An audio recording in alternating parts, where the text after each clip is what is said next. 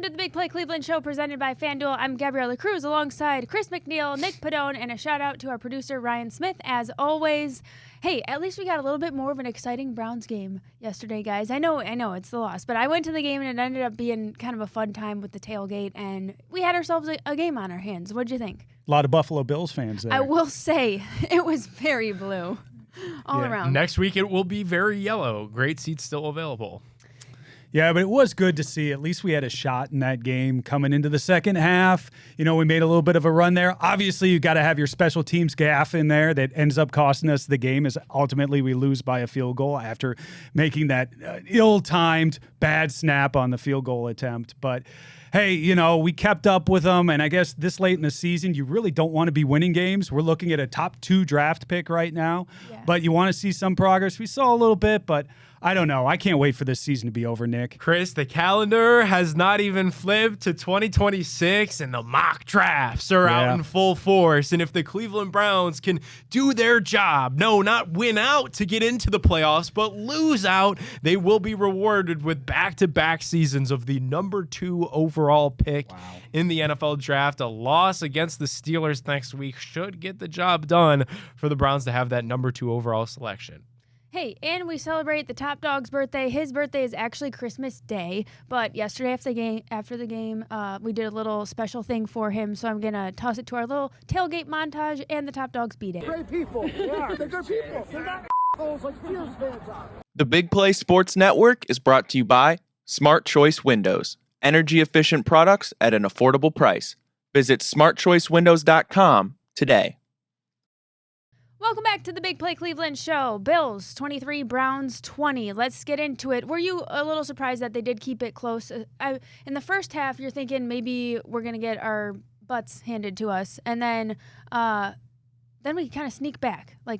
Well, right off the bat, that opening drive, and we've talked about it before, Kevin Stefanski with his scripted plays, that first offensive drive, we looked really good. That was one of the best drives, Nick, I have seen all season out of the Browns. Shedeur looked good. We're moving the ball. They thought, okay, maybe today could be a little bit different. After that, it starts to implode a little bit. Second half, we figure out things defensively. We stop the run a little bit more against the Bills. And, you know, you end up having a shot in a ball game you didn't think you otherwise would. We came in as a long shot. And we ended up keeping it close and without winning the ball game. So checks a lot of boxes for me. Yeah, you know, like how about Buffalo? Might be a little fake. You know, like they don't really have much. They run the ball really well, especially against our defensive line, which cannot stop the run right now. And then they completely got away from it. It was like you guys were ripping off huge chunk plays, and then they just completely abandoned it. The defense of the Buffalo Bills a little bit overrated as well. But I'm with you guys. I thought it was nice to see the Browns actually compete in a game, especially because we had so many high-score blowouts, you know, in the last 3 weeks. So nice to see them at least hang around in a game. Ultimately, a game you don't learn much in. You lose Quinshon Judkins as well. So it is what it is. You know, we're playing out the string of another lost season, and it was another loss. So really not too much to get excited about in the way of moral victories, I don't think either, because I don't think this changes anything of where we're headed over the next 2 weeks. We're probably looking for a new head coach, could potentially be looking for a new quarterback. Like, I think all those things remain very real. You see the same highlights we've seen before. You know, we talk about it at the end of this show. Anytime touchdowns for the Browns. Who do you bang on? Harold Fannin. Harold Fannin with both a reception as well as a rushing touchdown in this one. Continues to look good on the offensive side of the ball. Defensively, Carson Schwessinger once again leads us in tackles. Looks fantastic. He is, I'll tell you what, he is everything and more that we thought that he could be coming into this season. He has really progressed very well, and even at the high level, he just continues week after week to just lead this defense, which is great to see. Unfortunately, we see Quinshon go down. That was just a gnarly injury. Prayers to him. Hopefully, it sounds like it's a dislocated ankle. Sounds like he's also got a broken leg there, too. 4 to 5 months for recovery. He'll be back for next season as of right now. But, you know, he had just a fantastic season for us as well. Some of these rookies really contributing. He was one of them. So get healthy. We'll see you back out here next season. Yeah, that was a bummer. But I am glad, you know, because everyone was sort of speculating in the stands, is that an ACL or, you know, a more serious injury? It sounds like he will be back, Chris, to your point. And then Shedeur, I thought he was very mature out there. This sounds very Browns fan, but to think like if he hadn't gone out when we were driving down the field, they subbed in Gabriel, and then we weren't able to get the touchdown. And then you think about a couple of the interceptions, but that what if game, I think that he, in a short amount of time, we're seeing a lot of progression from him. Yeah, I agree. One of the things that I would like to see is for him to see right in front of himself a little bit better, a little bit of his passing lanes, because he had some balls that were batted right there at the line with guys that are right in front of him. So that'll come with time. I think he's really focused on downfield, and in this case, he didn't really throw the ball downfield very often. They didn't take and kind of let him open it up and air the ball out very much on Sunday. Unfortunately, it was a lot of dink and dunk. But, when he does have his eyes up, make sure that he can see over that line, see through the passing windows so he can get to those receivers. I also like the way he moved around in the pocket and then also ran for a few first downs, was able to get out of the pocket, create some plays with his feet. And I think that's key for this offense, especially behind an offensive line that we've talked about ad nauseum, is very beat up right now with only one starter from the beginning of the season. He is certainly maturing and growing, and I really think that's all you could really ask out of him at this late in the season when he hasn't had those practice reps. Like, I know the critics are certainly pointing to the average depth of target wasn't very long. It was less than 2 yards. Most of his passes, even though the completion percentage was high, he was throwing checkdowns right at the line of scrimmage. But that was the one part of his game that people had serious concerns about. Like, we know that he's got the arm. We know that the long ball is really nice, but can he take the checkdowns? And I think he checked that off the box, no pun intended, that he is willing to take what the defense is giving to him. He is willing to just play conservative football and move the stick. So I will say, like, this coaching staff can neuter a quarterback unlike anything we've ever seen. Like, we saw a guy in Las Vegas that was just chucking the ball down the field, and it was really fun and really exciting. And here we are done with that. Four weeks later, we're complaining about the average depth of target. Like, this coaching staff has a special way of holding their players back, but ultimately he continues to check boxes in his growth and in his development, and I think he's at least making it a conversation about what the Browns could potentially look towards their options for next season. Speaking of his maturity, what did you think about some of the answers he has to the media and how he handles that? It's different. It's maybe a breath of fresh air. Yeah, it is. Everybody is talking about this overconfident guy when he's in these press conferences. I don't see that at all. I think he handles the media very well. They're trying to bait him into giving bad answers about coaches and really answers that are going to split the clubhouse, split the locker room, create problems for this team right now that's already got a ton of problems. And he avoids them very nicely. I think he is really very comfortable behind the mic.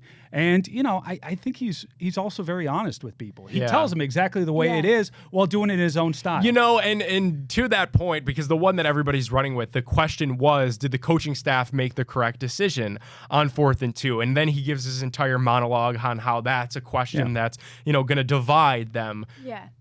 Didn't ever say yes, that was the right decision on 4th and 2. Instead, just leaned into his monologue. So, to your point, he is honest. And if you read between the lines of what he's saying, you can infer things even further about where he's at in the current situation. With never pegging it on him. Yeah. Without actually saying it. People could read between the lines, understand what he's saying. He doesn't have to lie to the media when he's doing that. He's telling you the truth. He's telling you that question, no, that's not a question that I can answer here. He tells you kind of the reasons why while leaving everybody else to say, okay, I think I understand what's going on, right?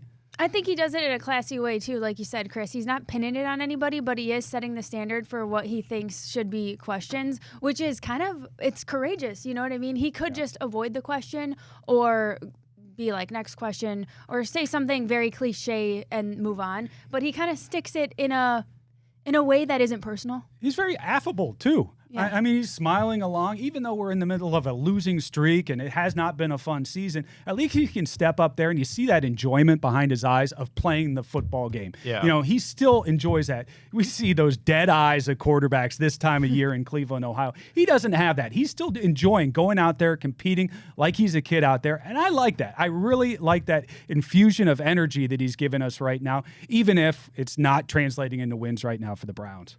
Let's talk about Myles Garrett and that sack record, you guys. First of all, Chris, I really liked your meme about Mason Graham and him stealing a little bit of thunder there. But were you surprised Myles was even credited with the half sack? Well, the way the official ruling was that Josh Allen had given himself up, and those two players were closest to him at that time, so they both get a half a sack. It's kind of weird the way sacks go when you have a situation like that. So, sure, I'm fine with it. It was kind of wild to see Mason Graham kind of clawing his way to be the first to touch Josh Allen. Well, you got on the other side, you got Miles doing the same thing. So, kind of a funny situation there. Gets a half a sack. I'm excited now against Pittsburgh. Hopefully, he can clean it up, get that other sack, break the record straight right there, and everybody walks away happy.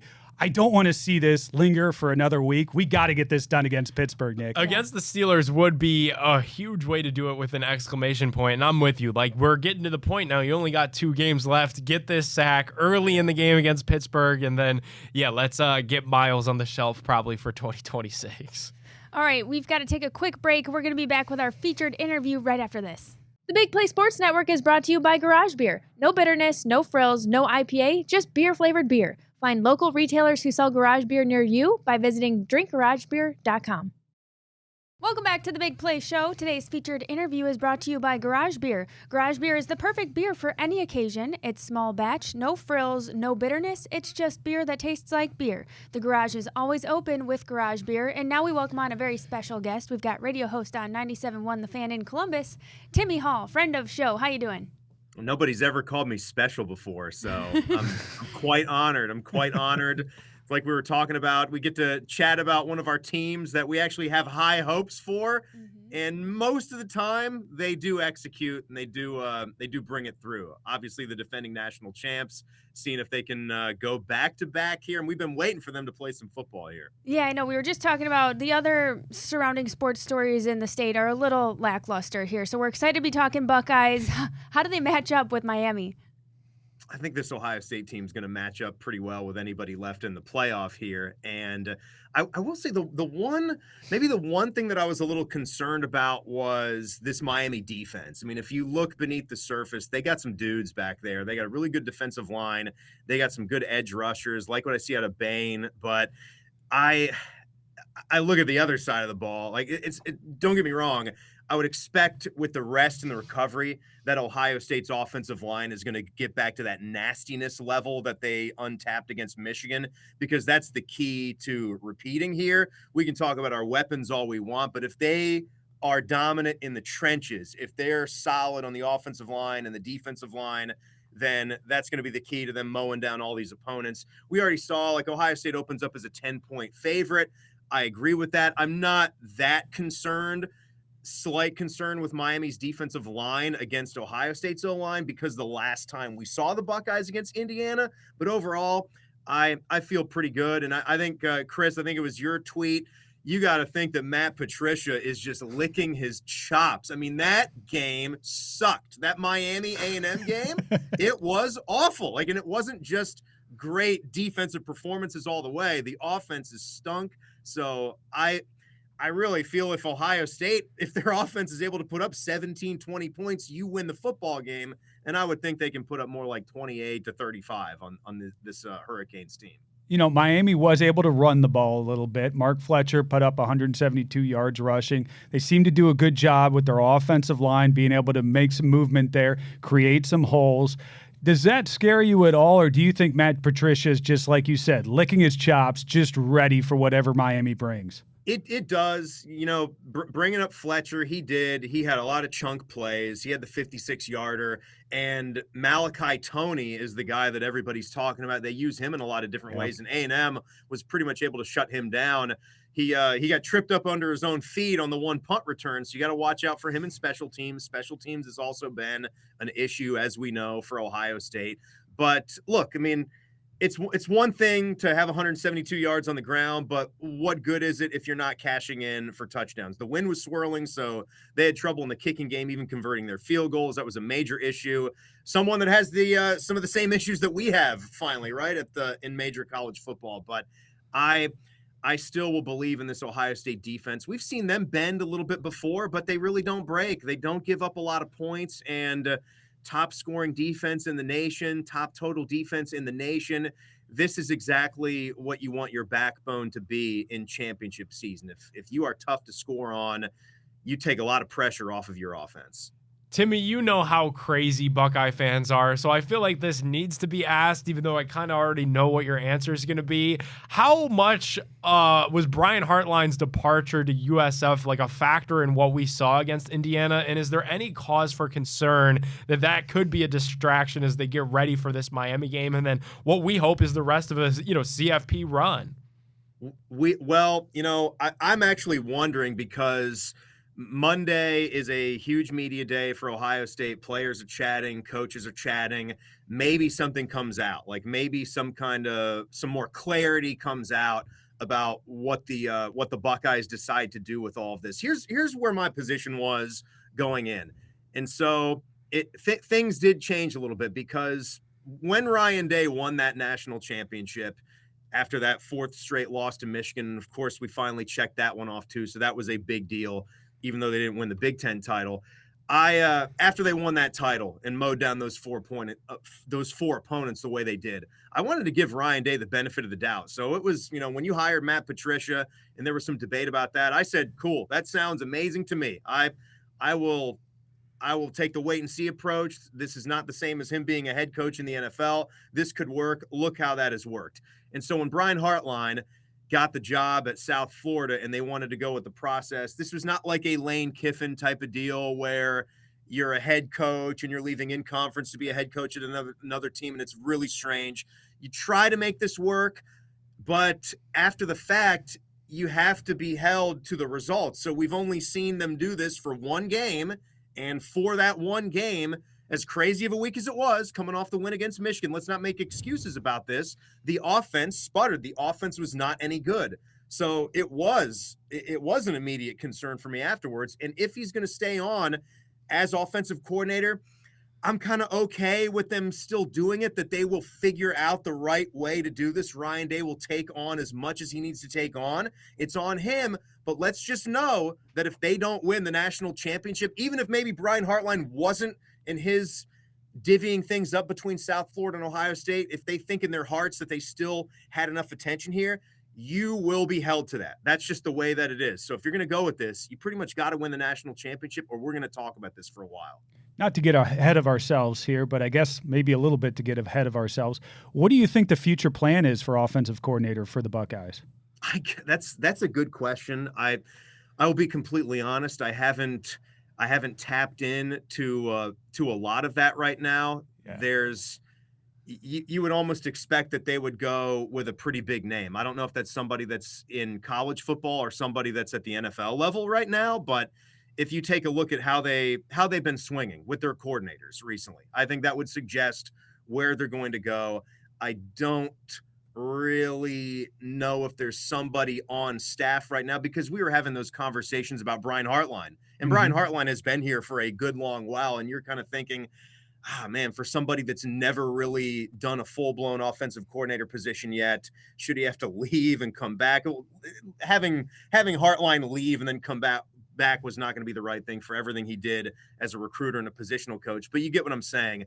I think that Ohio State's going to go after somebody that's got a pretty big time proven track record. You see about, Jim Knowles coming in, what he had done. He was one of the top guys available in college football. Matt Patricia, obviously, with all the Super Bowl rings that he had, not at the college level, but that's really worked. So I think you're going to be looking at the top of a pretty nice pile here for that next OC. I thought Chip Kelly.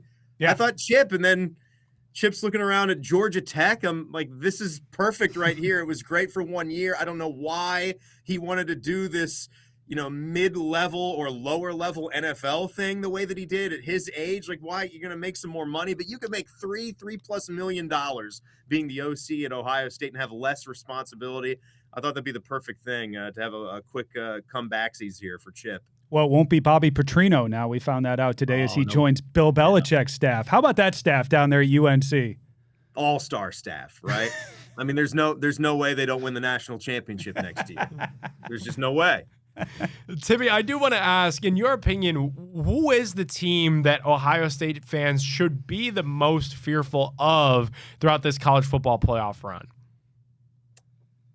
Well, I I wonder how Indiana is going to look in this first game. And I'm not a fan of Alabama. I almost make it more about the pressure that's on Indiana.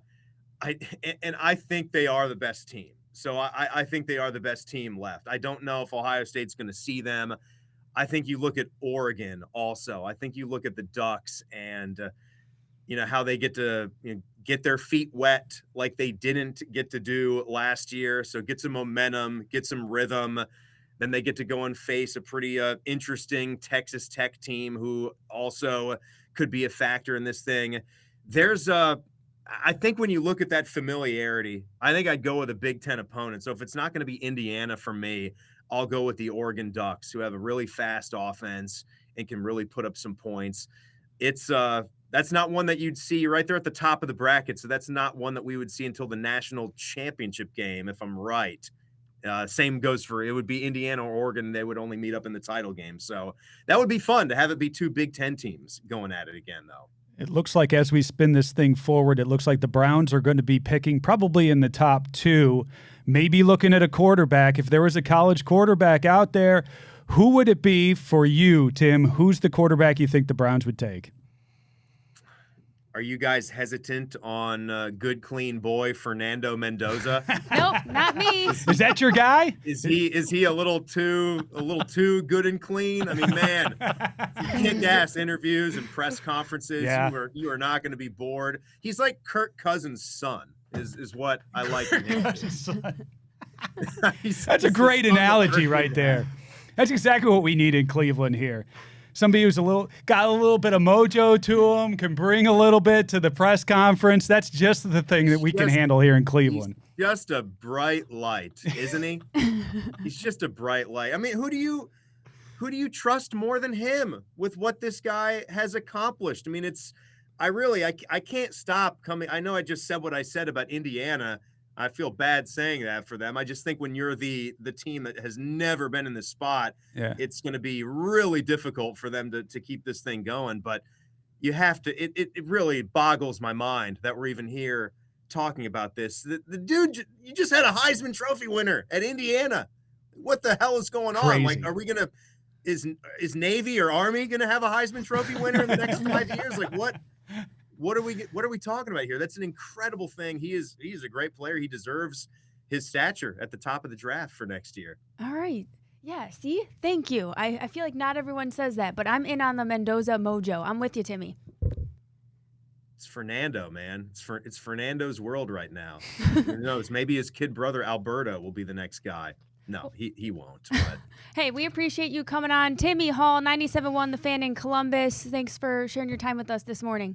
All right. Happy holidays. Merry Christmas, guys. Thanks, Timmy. You too. Thanks, You Tim. too. We're taking a quick break. We'll be back with more Big Play Cleveland right after this.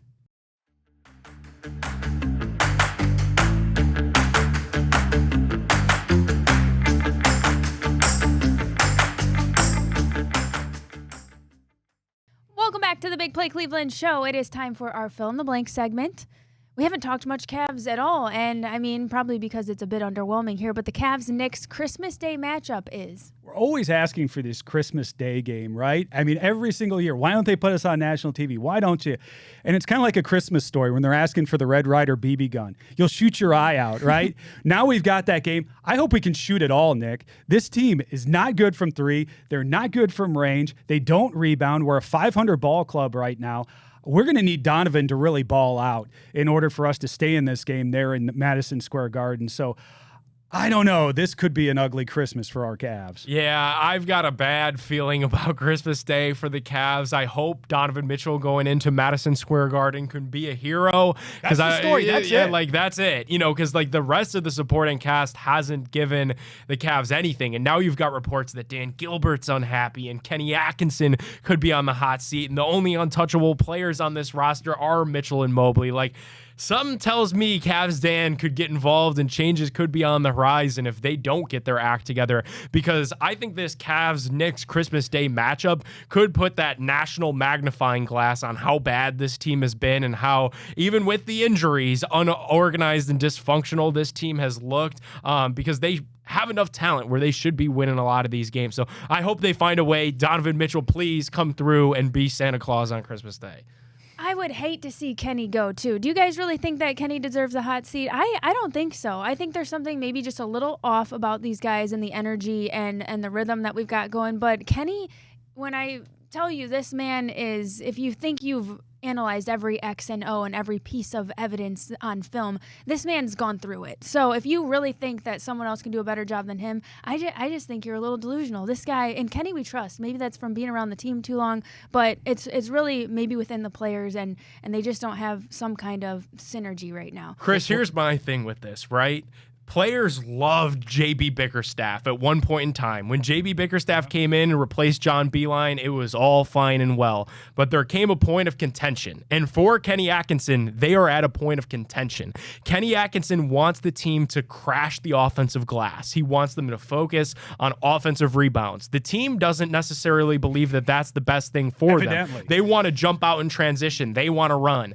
And the worst thing you can do when you're a coach in the NBA is lose your voice within that locker room. Because in the NBA, especially for a team that's in the second apron, hard to wheel and deal. It takes two to tango. You got to find somebody that wants to make a trade. So if Dan Gilbert is unhappy with things and they can't force a trade because of the second apron and some of the limitations there, it's always easy to look at that head coach and say, you're the change that we're going to make and you're going to go. Can you imagine the mood around there when you know that the owner, especially an owner like Dan Gilbert, isn't happy? That's got to just put a haze over that locker room right now. And we talk about it on this show a lot. The NBA season is very long. It really starts at Christmas. So right now, Kenny's got to turn this thing around. The team's really got to rally, and we got to start playing some basketball because this is not a 500 ball club. I know we've had as many injuries as we have. I know you got Mobley right now on the shelf. You got Strus still on the shelf. You got Nance out. You've got a litany of problems with this team. But at some point, you've got to take it to these lesser teams on a night in, night out basis. And we're just not doing that right now. I still think the Cavs can do it.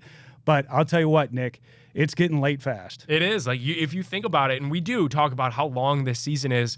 All right, now, we played about 35 to 37% of our games this season, and you're the 8th seed. You're a play-in team right now. You're the most expensive roster in the history of the sport for this. Like, I think at some point they are kind of falling in line with you, Chris, and probably thinking to themselves, like, yeah, it is getting kind of a little bit later than what we would like here. I just go back to some of the games where they really show a lot of resilience. Like the time that we had the opportunity, we forced, I think it was the Wizards into overtime. And I know it's like a team we should have beat, but it was ugly for a second.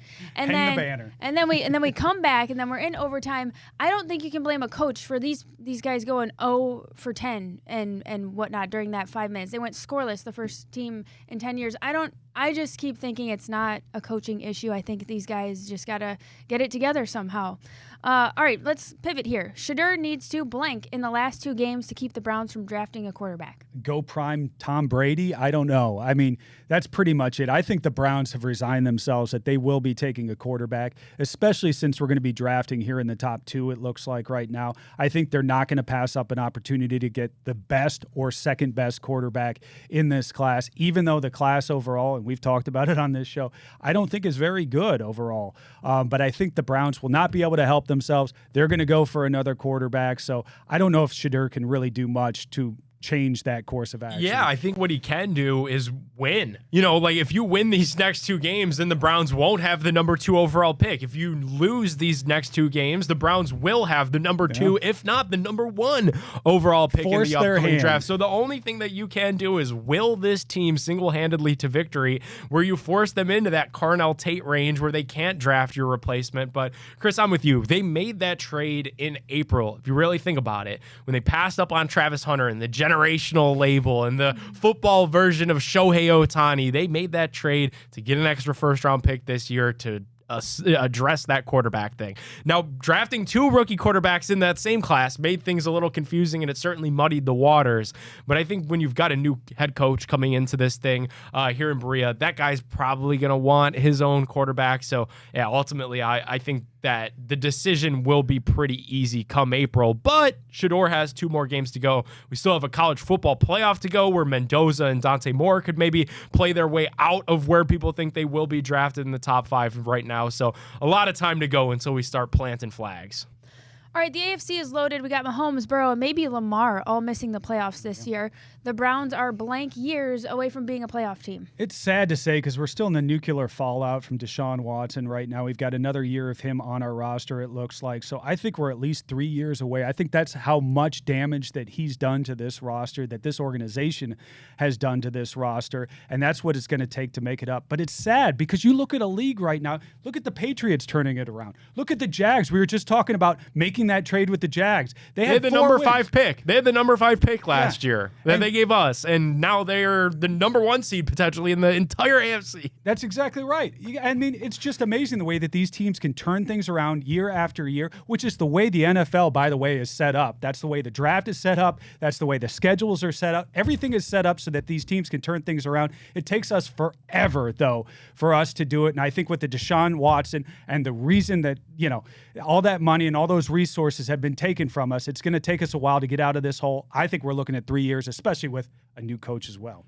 I would like to say it could be less. I really do, because I just look at this defense. I look at this situation for a new head coach to come into. It's like you've got the best defensive player in the league. You've got 2 first-round picks, even though the Jaguars pick will be late. Like, say you use that first one on a quarterback. Okay, then in the late first round, you could get an offensive lineman, a wide receiver. Of course, it probably won't be a Carnell Tate or a Tyson that late in the draft, but you still are going to get a good player there, a starter with a 5th-year option. Like, that's what we need, and then you're going to have a high pick in the second round. Like, I think this is going to be an attractive opening, more so than what people think, for a good head coach to come in here and right this ship, fix this offense, and please, let's turn this around kind of quickly. Let's be the next Broncos. Let's be the next Patriots and not have this be such a painful rebuilding process, because I do think the defense is right there, really close, ready to go.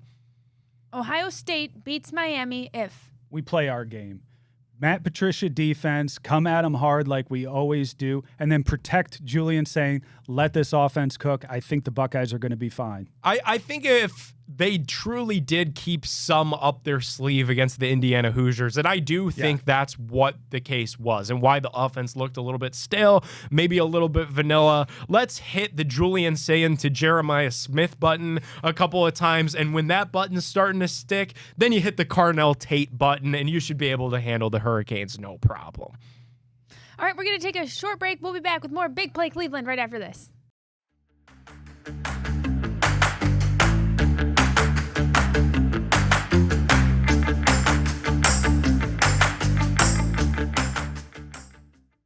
Welcome back to the Big Play Cleveland Show. This Smart Choice segment is brought to you by Smart Choice Windows, and right now at Smart Choice Windows, you can get 50% off all windows during our limited time promotion. Plus, take advantage of their special financing with no money down and no interest until 2027. If you're looking to upgrade your whole exterior, Smart Choice Windows is offering $1,500 off siding for your entire home and $500 off entry door installation to boost your curb appeal. And remember that every project starts with a free, no-pressure estimate. So give them a call at 844-GET-SMART or visit smartchoicewindows.com and make sure to ask about the Big Play bonus to get an additional 10% off all promotions. We're going to go through the scenarios, and you're going to give me the smart choice. If you had to pick between the Browns hurting Pittsburgh's playoff chances with a win, Cleveland getting a top 2 draft pick, or Myles Garrett breaking that single-season sack record, the smart choice is... Well, I mean, 2 of the 3 we could get. The Myles Garrett is kind of a throw in there. I would love to see the Ravens basically be out of this thing on Saturday. So maybe the game on Sunday doesn't mean as much. Maybe Aaron Rodgers doesn't play, so you bring in a Mason Rudolph, and then Myles Garrett sacks him, gets that sack record against Mason Rudolph. That would be crazy. Epic. That would be epic. That would be a good way to end this thing. And a nice bow on what has been otherwise a horrible season. Yeah, and speaking of the would I rather, win this game and hurt their chances at the playoffs or lose for my own draft positioning, this year I've been so against tanking because I don't think they were tanking coming into the season. I thought they actually miscalculated this again. They thought they could have won games this year, and it just didn't work that way. And I'm so anti-tanking because we've done it before, and look where it's gotten us, right back at the bottom of the barrel. It's that losing culture that we can't rid ourselves from. But at this juncture of the season, where it is a lost cause anyways, and there are only 2 games remaining, unfortunately, the only path through this is truly through it and through the NFL draft. It's our Super Bowl come April, so sign me up for that number 2 overall pick. Shoot, there is a world where if the New York Giants, the Tennessee Titans, the Las Vegas Raiders, if any one of these teams wants to get serious, the Browns could potentially have the number 1 overall pick again, less than a decade removed from having it back-to-back seasons. Guys, it truly is our Super Bowl. I wonder when that Brook Park Stadium opens up, maybe they stop moving the draft to all 32 NFL cities. Maybe they just make it a fixture right here in Northeast Ohio, because it's all we have to look forward to.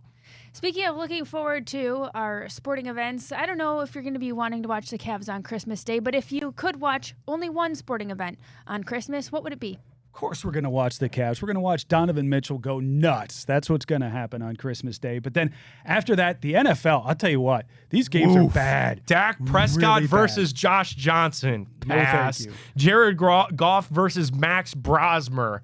Pass. Bo Nix versus, who is this? Chris Oladokun? Pass. Excited for that one. At least you got a playoff team in that one. Other than that, there's no playoff teams. That's incredible. How do you get a slate like that for Christmas Day? They're trying to go up against the NBA. They're trying to take a little bit of magic out of what has historically been an NBA type of day. And boy, they whiffed on this one. But you know what? They'll still get ratings. They'll still get ratings. They'll probably beat the NBA on that day, which is just incredible. That's just the power of the NFL. But all these games, stinkers. Who do you think feels more pressure right now? Myles Garrett to break that sack record before the season is over, or Donovan Mitchell to deliver Cleveland fans the present they so desperately need on Christmas Day? Ooh, that's a good one there. I think Myles has got a lot of pressure on himself to finish this up in the last 2 games. I really do. Now, Donovan longer term has got a lot more on the, on the table here for him. He's got to turn around an entire franchise right now mid-season. So that's a much bigger job. But in terms of the next couple of weeks, Myles Garrett's got to get this thing done, get that sack. Yeah, probably, because if we've hyped it up so much and then he goes these last couple of games and doesn't get one, it would feel like a pretty massive letdown. But I think in terms of actual more pressure, probably is Donovan. We're talking about blowing up this core. We're talking about firing coaches mid-season. Guys, a couple of weeks ago, we were talking about NBA Finals or bust, and it should be Cavs Knicks on a one-way path to play in the NBA Finals. We are the 8th seed right now. We're talking about firing our coach. They've got to get this sorted.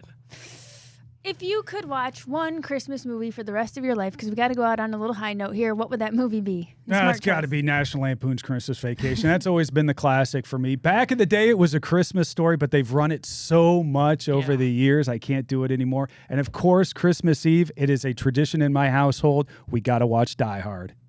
Die Hard. That was one on our Monday Walks poll here at Big Play that wasn't an option, and plenty of people let us know in the DMs. I have not ever watched it. You've never watched Die Hard? So that's the age-old debate, right? This time of year is Die Hard really a Christmas movie? The McNeil household, it sounds like, subscribes to yes, and that it is a many others, Christmas McNeil. movie.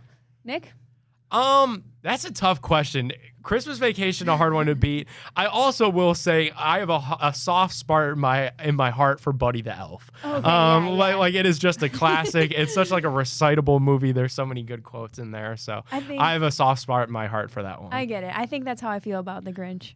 Yeah, it's a good one too. It doesn't get old for me. It's you gotta pull out all the one-liners in that movie too. I saw an interesting TikTok because The Grinch is becoming as popular as Santa Claus, and there's Grinch T-shirts and mugs and attire that you can buy. Yeah. But the Grinch character itself is turned into what the Grinch hates, and it's the commercialization of Christmas and the fact that you could buy anything now Grinch themed. The Grinch himself hated that. Yeah. So kind of a irony. fascinating parallel that we're living in now that the Grinch has taken on this its own whole new life. I don't know, heady thought to leave the show. Wow, on. that's kind of philosophical.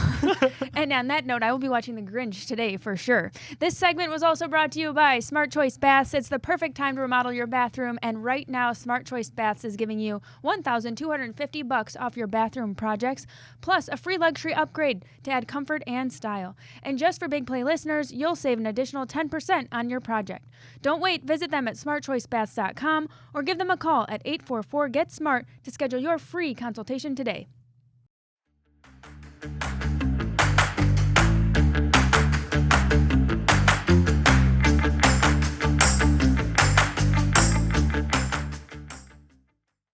Big Play Bets on the Big Play Cleveland Show, brought to you by our friends at FanDuel. You know how fast NFL game day moves. One big play and everything changes. That's why live betting on FanDuel is a game changer, because with FanDuel, you could bet in real time while the game unfolds. If the score just flipped, jump on a new spread or a live money line. If a wide receiver's starting to heat up, bet that next touchdown score or his total yardage. Think a drive's going to stall in the red zone. Take a live field goal prop or just fade the total. Live player props, team totals, drive results, updated spreads, next play markets.